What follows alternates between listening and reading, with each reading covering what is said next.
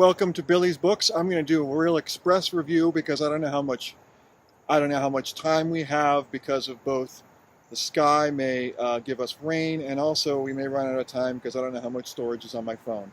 What we're going to review today is Jerry Remy's book about baseball. Jerry Remy was the second baseman for the Red Sox and the Angels in the 70s and 80s.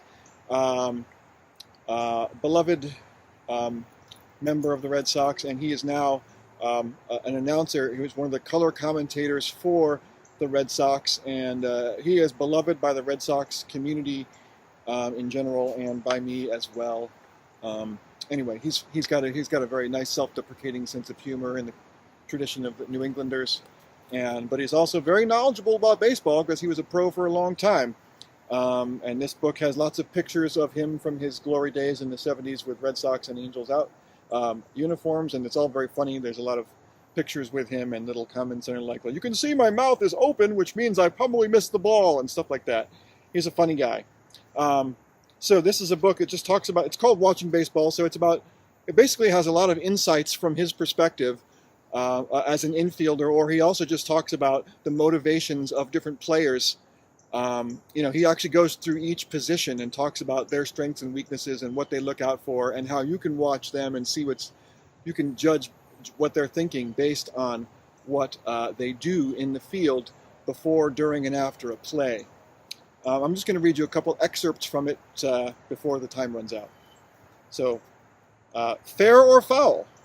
Among the oddities of baseball is the fact that first base, like third base, is on the fair side of the baseline, but the base path from home plate to first is in foul territory. So when a batter makes contact and takes off towards first base, he starts out on the wrong side of the baseline.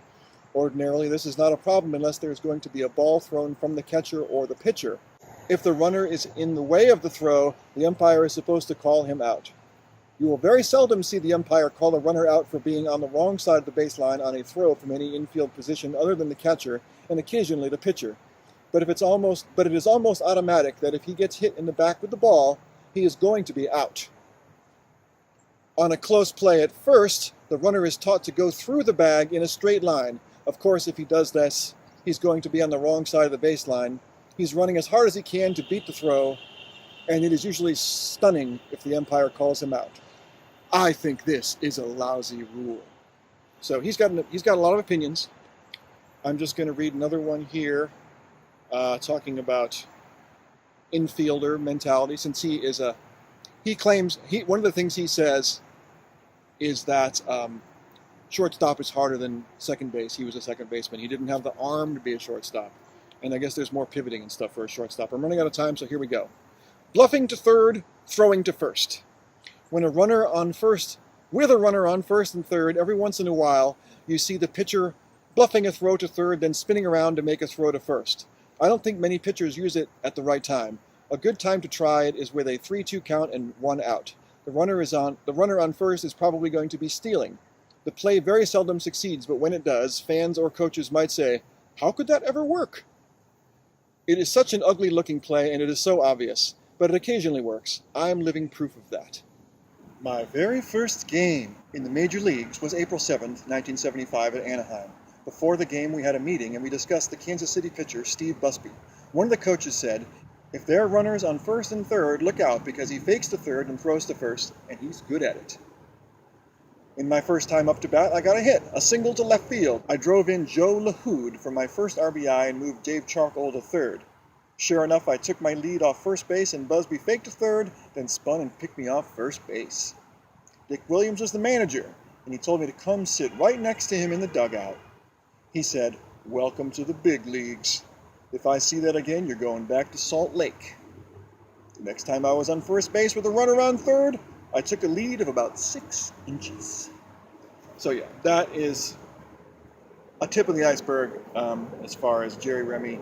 If you ever watch a Red Sox game, which I highly recommend, they're entertaining, and he is doing color commentary, you're a lucky man because he has great insights and a good sense of humor, and he has a great rapport with whatever announcer he's with. They generally tend to adore him, and he's very nice to them back. He's got a great sense of humor, and he's very opinionated, and kind of in an adorable, grumpy kind of way. That's our Jerry Remy, or Rem Dog. Anyway, I like this book. It's only cool if you're into baseball. If you're not into baseball, don't read it because you won't care. If you do like baseball, it's fascinating. You don't have to be a Red Sox fan. It's just about baseball in general, though it doesn't hurt. If you can't do, review.